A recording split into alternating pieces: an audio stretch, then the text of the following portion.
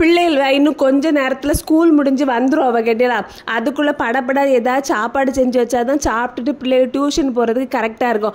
நான் முதல்ல நினச்சேன் காப்பியும் இந்த 2 பஜ்ஜும் சுட்டு கொடுத்தா உள்ள வேலை முடியும், நமக்கு ஈஸி தான் நினச்சேன் பார்த்துருங்க. ஆனால் அதுக்கப்புறம் ஏன்னா டியூஷன்லேருந்து வர 8:30 மணிக்கு மேலே அவன் வெறும் காப்பியும் பஜ்ஜெல்லாம் தாக்கு பிடிக்காது. சரி ஏதாவது செய்வோம் நினச்சி செஞ்சேன். ஏன்னா நான் காலையில் சோறு கரெக்டான அளவுக்கு தான் பொங்குவேன், மத்தியானத்தோடு சாப்பிட்டு தீத்துற மாதிரி தான் பண்ணுறது பார்த்துருங்க. மீதி இருந்தால் சாயங்காலத்துக்கு நல்லா ஆறி அதுக்கு பிள்ளைகளுக்கு கொடுக்குறதுக்கு நல்லா இருக்காதுன்னு சொல்லிட்டு நான் கரெக்டாக தான் பொங்குறது.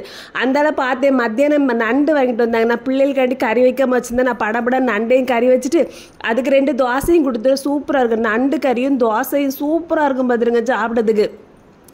தோசையில் நண்டு கரையை வச்சு நல்லா தின்னுட்டு கடைசியில் ஒவ்வொரு நண்டாக கடிச்சு சாப்பிட்டு பாருங்க, அவ்வளோ டேஸ்ட்டாக இருக்கும் பார்த்துருங்க.